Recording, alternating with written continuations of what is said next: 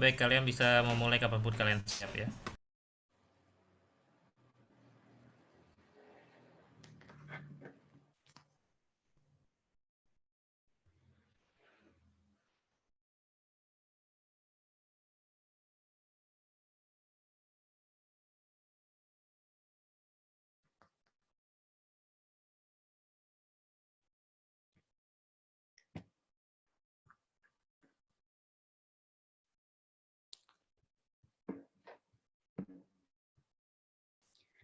Assalamualaikum warahmatullahi wabarakatuh. Kami dari FG1 kali ini akan mempresentasikan mengenai kasus kekerasan seksual di lingkungan kampus. Anggota dari FG1 terdiri atas Ara Rizka, yang kedua Elsa Ardiana, yang ketiga Fadila Halimah, yang keempat Kalia Syakira, yang kelima Kurnia Salsa, dan yang keenam Salma Ramadhani. Untuk yang pertama akan dipaparkan oleh Kalia.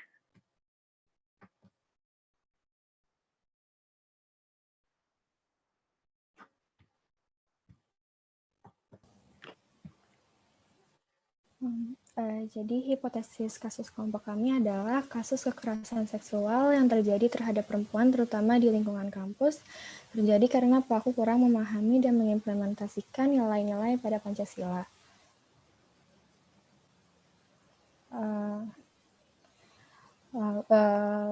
Lalu apa sih kekerasan seksual itu? Diambil dari naskah akademik RUU tentang penghapusan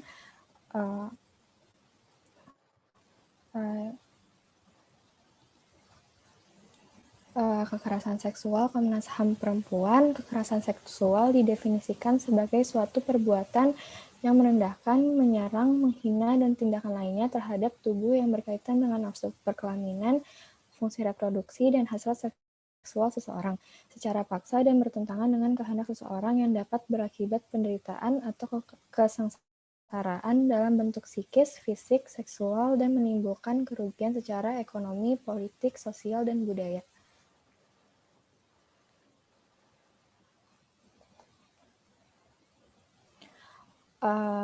Survei yang dilakukan BEM FH UI pada 177 mahasiswi Universitas Indonesia pada tahun 2018 menyatakan bahwa 21 orang pernah mengalami kasus kekerasan seksual di kampus, dan hanya 11 orang di antara mereka yang melaporkan kasus tersebut dan sisanya mengetahui adanya kekerasan seksual.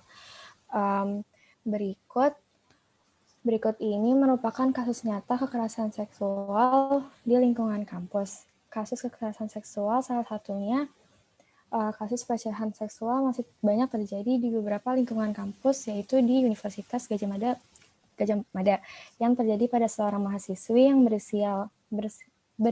berinisial AGN pada saat melakukan kuliah kerja nyata di Maluku dengan pelaku yang diketahui adalah teman kelompoknya. Korban telah melaporkan kepada pihak kampus, namun hasil yang didapat justru korban mendapatkan nilai C pada mata kuliah KKN-nya, dan pelaku tidak mendapatkan sanksi apapun karena dianggap apa yang dilakukan oleh pelaku bukanlah suatu pelanggaran yang berat. Mengapa kekerasan seksual masih terjadi di lingkungan kampus? Dalam hal ini terdapat dua faktor yang melatar belakangi, yaitu faktor internal dari dalam diri si pelaku dan faktor eksternal. Pada faktor internal disebabkan karena kurangnya menjaga etika, sehingga pelaku melanggar norma yang berlaku di masyarakat. Kemudian kurangnya sosialisasi dalam edukasi seksual, masalah atau trauma masa kecil, keterampilan sosial yang buruk, serta kurang adanya penerapan nilai Pancasila yang mungkin terjadi akibat kurangnya pendidikan mengenai pentingnya penerapan nilai-nilai Pancasila dalam kehidupan sehari-hari. Pada faktor eksternal, yang pertama ialah keadaan dan suasana yang mendukung, sehingga memberi celah untuk para pelaku dalam melakukan aksinya.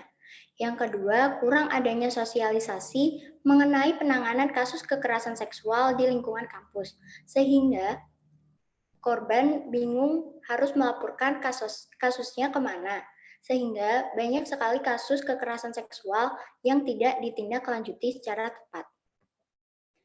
Pengimplementasian Pancasila sila pertama. Sila pertama yang berbunyi ketuhanan yang Maha Esa, yang menggambarkan bahwa sesama makhluk yang berketuhanan haruslah menghormati antar sesama dan tidak semena-mena dengan orang lain. Sehingga jika pelaku melakukan kekerasan seksual, maka pelaku telah melanggar nilai ketuhanan yang ada, serta melanggar ajaran agama yang ada. Kemudian pengimplementasian Pancasila, sila kedua. Sila kedua yang berbunyi kemanusiaan yang adil dan beradab, di mana kemanusiaan berarti manusia yang memiliki budi pekerti baik dalam segala hal, dan adab berarti aturan atau norma. Sehingga dapat dikatakan bahwa manusia yang beradab merupakan manusia yang bertingkah laku sesuai dengan aturan dan norma yang berlaku di kehidupan masyarakat. Seperti manusia tidak boleh membeda-bedakan antar sesama, baik itu dalam hak dan kewajibannya sebagai manusia. Sehingga jika pelaku melakukan kekerasan seksual, maka pelaku telah melanggar hak yang dimiliki oleh si korban dan telah melanggar norma yang berlaku di kehidupan masyarakat. Lalu pengimplementasian Pancasila sila kelima yang berbunyi keadilan sosial bagi seluruh rakyat Indonesia. Sudah seharusnya korban mendapat perlakuan yang sama dalam melapor, sehingga laporannya dapat disampaikan seperti yang seharusnya. Mendapat keadilan dalam penindaklanjutan dari pihak universitas, serta mendapatkan perlindungan keamanan sebagai korban maupun saksi, dan mendapat pelayanan konseling selama masa penanganan. Dengan membuat jera para pelaku melalui sanksi yang diberikan, diharapkan dapat mengurangi jumlah korban kasus kekerasan seksual, terutama di lingkungan kampus. Nah, ada beberapa solusi agar kasus kekerasan seksual dapat dicegah. Yang pertama, adanya regulasi yang tepat sebagai penindaklanjutan kasus dengan melakukan pengesahan RUU penghapusan kekerasan seksual, sehingga terdapat hukum yang jelas mengenai sanksi untuk pelaku dan perlindungan untuk korban. Lalu harus adanya tindakan yang cepat dan tepat, terutama kepada korban dengan memberikan hak atas penanganan.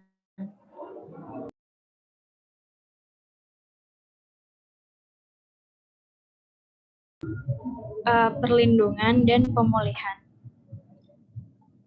Lalu, pihak kampus harus merespon dan menegakkan keadilan di lingkungan kampus terkait kasus kekerasan seksual yang telah dilaporkan. Lalu, memberikan sanksi maupun edukasi kepada pelaku kekerasan seksual, sehingga pelaku merasa jerah dan enggan melakukannya lagi. Lalu, memberikan edukasi terkait kekerasan seksual terhadap warga kampus, di mana kekerasan seksual merupakan tindakan yang melanggar nilai-nilai Pancasila yang seharusnya tercermin di lingkungan kampus.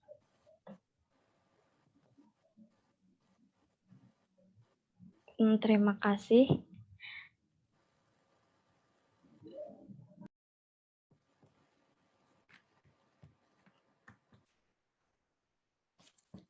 Sekian presentasi dari kelompok kami. Bila ada yang ingin bertanya, kami persilahkan.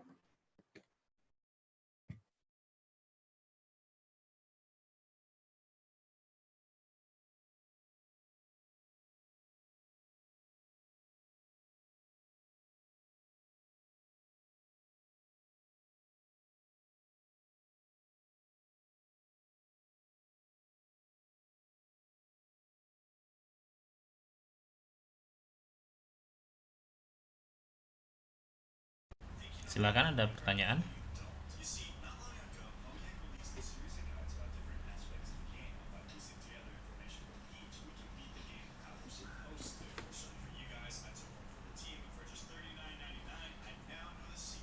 Tidak ada?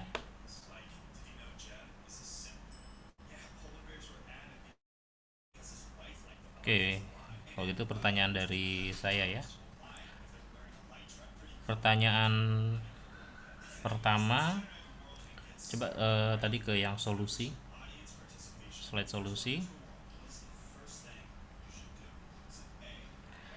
Oke, di situ ada regulasi dan juga ada edukasi ya, terutama di kampus ya.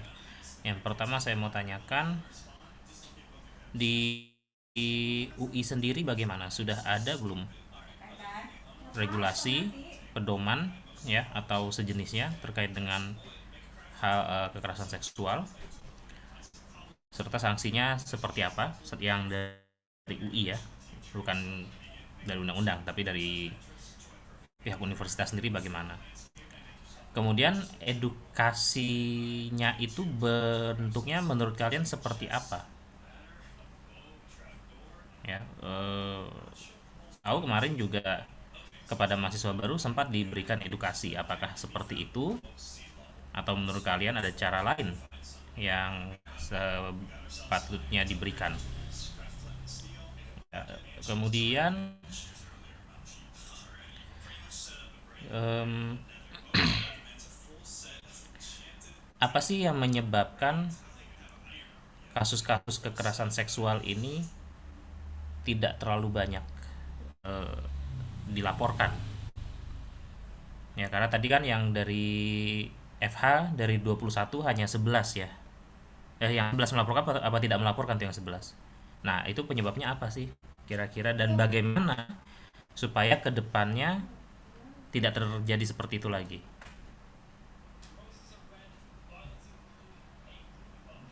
Oke.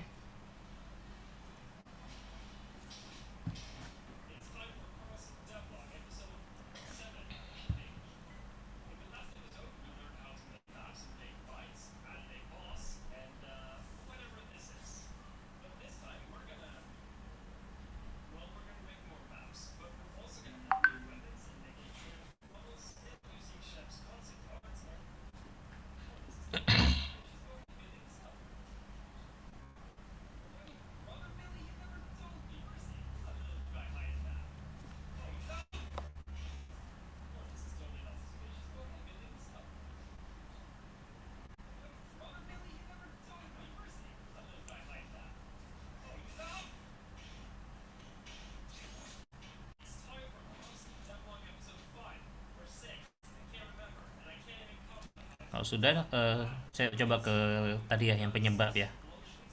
Kalau sudah diketik.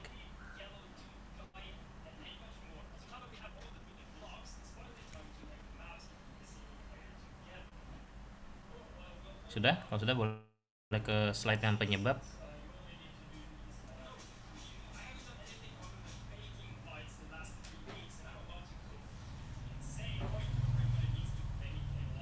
Oke.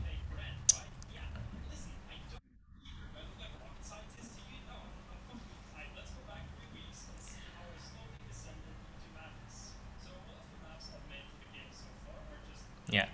Di sini ada beberapa yang mau saya tanyakan ya. Setidaknya ada dua. Yang dari faktor internal ini sosialisasi dalam edukasi seksual itu seperti apa maksudnya ya, ini bisa tolong dijelaskan dan kapan seharusnya didapatkan serta siapa yang memberikan. Kemudian ini keadaan dan suasana yang mendukung ini maksudnya apa, bisa tolong dijelaskan juga ya. Itu aja sih, ini penjelasan aja, silakan.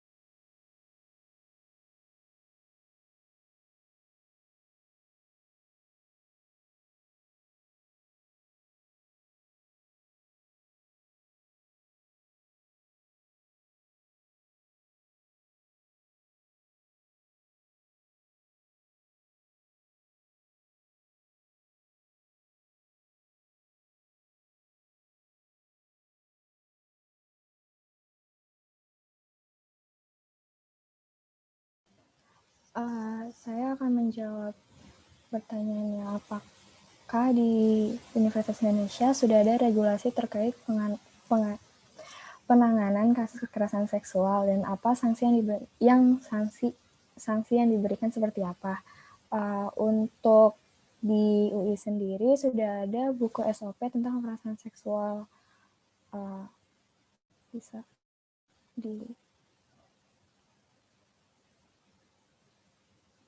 di Oke, bentar ya.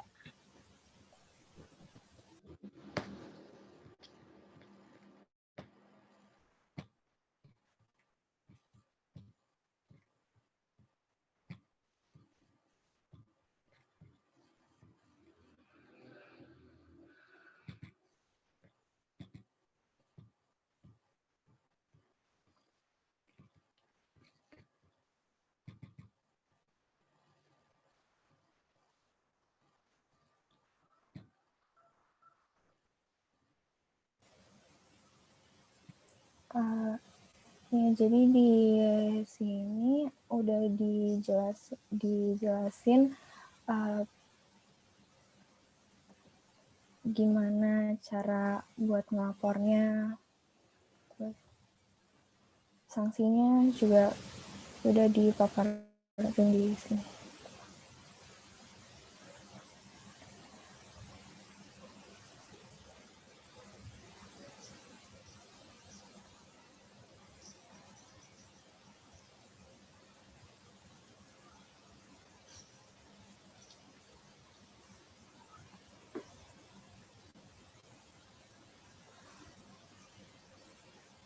Ya, jadi untuk sanksi sendiri pada buku SOP kekerasan seksual ini juga sudah dijelaskan.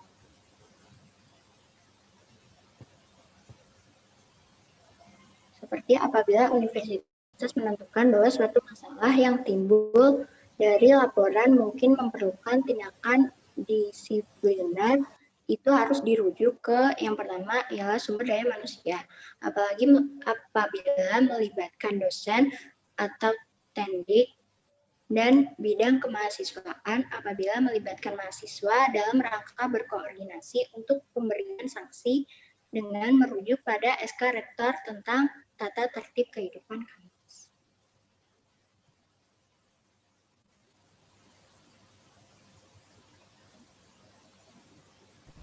Oke, berarti sudah ada ya. Melapornya kemana sih? Ada hotline-nya nggak? Atau nomor WA-nya?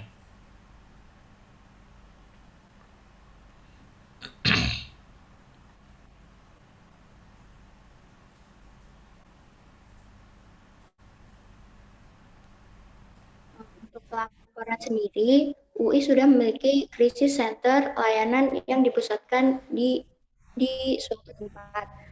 Jadi dari yang saya baca itu untuk saat ini kalau sendiri melalui Hope Helps UI, jadi korban dapat melaporkan kasusnya melalui Hope Helps UI untuk dibantu diajukan ke pihak universitas. Oke, Hope Helps ya namanya ya. Iya, Pak. Ya, oke. Ada nomornya nggak di sini di buku panduannya? Tidak ada, Pak. Nggak ada ya. Iya. Atau emailnya nih?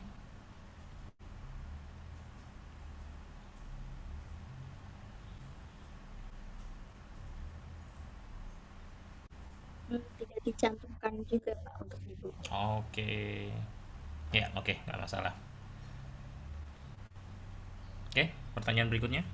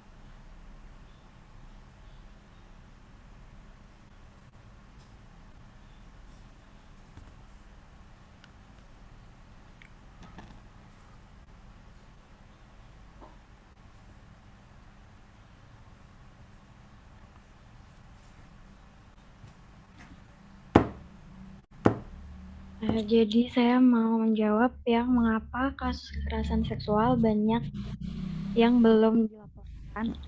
Itu karena korban kekerasan seksual merasa ketika akan melaporkan itu takut bakalan dijudge oleh masyarakat sekitar, kayak kamu sih pakaiannya minim atau yang seperti itu. Terus proses hukum yang belum ada regulasinya, jadi tuh masih bingung mau dilaporkan seperti apa karena kadang buktinya juga kurang kuat. Nah, bisa jadi malahan pelaku itu yang melaporkan balik korban dengan alasan pencemaran nama baik karena tidak memiliki bukti yang cukup kuat. Ada contoh kasusnya seperti itu?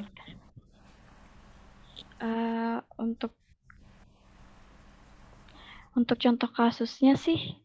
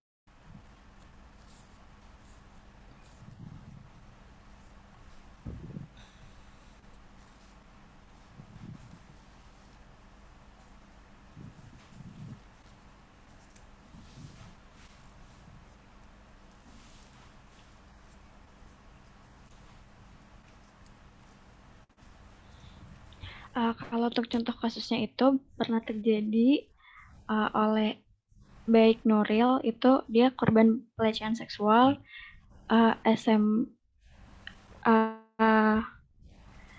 dia siswa SMA Negeri 7 Mataram, Nusa Tenggara Barat.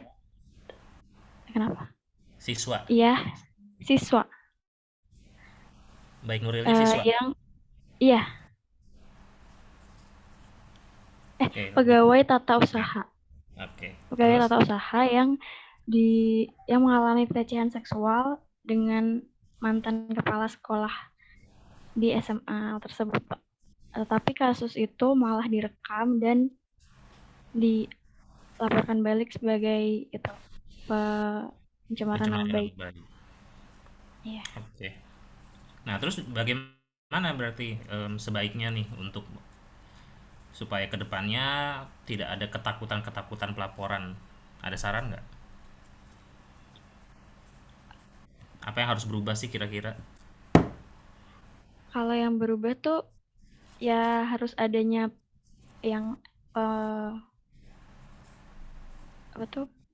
yang RUU penghapusan kekerasan seksual itu disahkan karena berisi tentang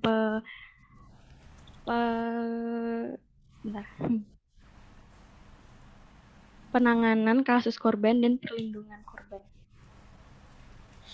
Tapi banyak yang nggak setuju.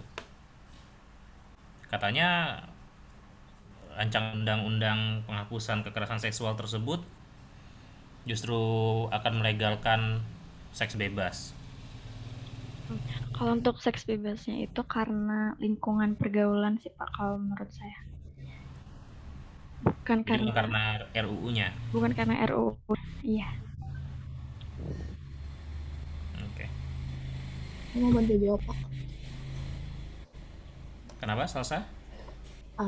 Mungkin dari korbannya juga harus berani untuk berbicara, terus korban juga harus merubah pikiran untuk tidak malu, tapi untuk berusaha mengurangi kasus-kasus kekerasan seksual dan berharap bakal adanya sanksi timbal balik untuk si pelakunya itu sendiri. Terus dari penanganan kasus kekerasan seksual itu sendiri harus adanya penegasan-penegasan berupa sanksi maupun hukuman dan tindakan lanjut untuk kekerasan seksual ke depannya sehingga kekerasan seksual ini menurun. Oke. Ya, oke. Terima kasih. Silakan. Pertanyaan berikutnya.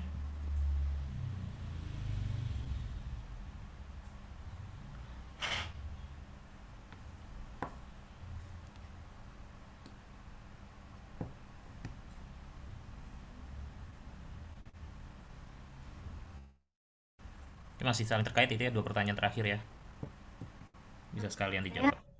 Hmm. akan mencoba menjawab pertanyaan yang keempat, yaitu penjelasan mengenai sosialisasi dan edukasi seksual, dan siapa yang seharusnya memberikannya. Untuk edukasi seksual sendiri, itu lebih baik diberikan sejak dini, sehingga untuk Sejak dini penanganan itu sejak kapan nih? sejak kecil, Pak. Jadi menurut yang saya lihat itu uh, yang pertama harus mengajarkan itu orang tuanya. Jadi Hmm. seperti orang tuanya memberitahu si anak daerah-daerah sensitif yang tidak boleh dipegang oleh orang lain. Oke. Ya, jadi untuk edukasi yang pertama itu seharusnya dilakukan oleh orang tuanya agar si anak tahu uh, tahu mengenai uh, bagian tubuhnya ini sendiri. Oke. Nah, kalau kepada mahasiswa tuh edukasinya seperti apa? Untuk pada mahasiswa sendiri, seperti yang pada mahasiswa baru kemarin dapatkan, itu dapat dilakukan secara berkala kalau menurut saya, Pak. Maksudnya Hmm. kayak untuk materi mengenai penanganan kekerasan seksual sendiri kan baru diberikan untuk angkatan 2020. Ya, Jadi karena baru mulai seharusnya, sekarang. iya Pak. Jadi Hmm. seharusnya dapat diberikan secara berkala kepada angkatan-angkatan berikutnya seperti itu. Oke. Nah, tapi kan ada yang bilang itu justru UI mendukung seks bebas dengan memberikan edukasi itu. Menurut kalian bagaimana?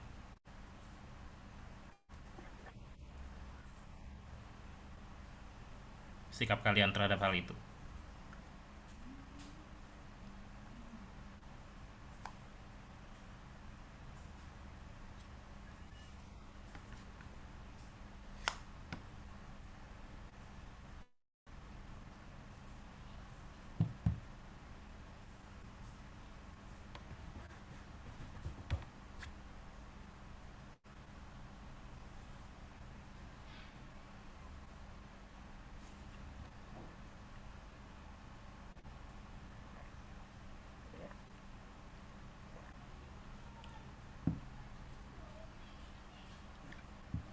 Kalau menurut saya, Pak, kalau kekerasan seksual itu kan ada korban yang dirugikan. Jadi Hmm. uh, jadi tuh kita jadi lebih baik tahu cara mencegah ketika Hmm. ada orang yang maksudnya dicurigai dapat melakukan kekerasan seksual, itu bagaimana cara menyikapinya. Nah, kalau misalkan seks bebas itu lebih ke lingkungan pergaulan. Mm-mm. Enggak, maksud saya yang kemarin itu kan banyak yang berkata atau berpendapat edukasi yang diberikan oleh UI itu apa menunjukkan UI mendukung seks bebas. Nah, kalian setuju nggak?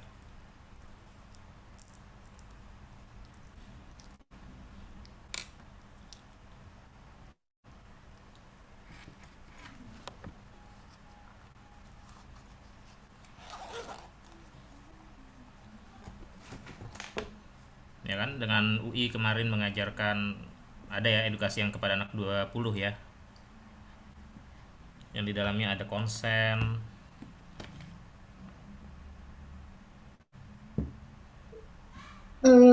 Saya mau bantu menjawab. Boleh, silakan. Kalau dalam yang saya temukan itu dalam konferensi pers itu mengatakan dari pihak UI-nya materi kekerasan seksual itu tujuannya mengedukasi mahasiswa untuk menghindari dan mencegah kekerasan seksual. Jadi, Dan dari tanggapan masyarakat, walaupun kurang bagus, jadi pengalaman itu dijadikan pelajaran bahwa sensitivitas materi kekerasan seksual yang bertujuan mengedukasi mahasiswa itu memang tidak mudah. Jadi dijadikan pelajaran lagi ke depannya bagaimana cara menyajikan materi tersebut dengan lebih baik. oke, jadi kalian setuju kalau yang kemarin itu kurang tepat atau bagaimana sikap kelompok kalian?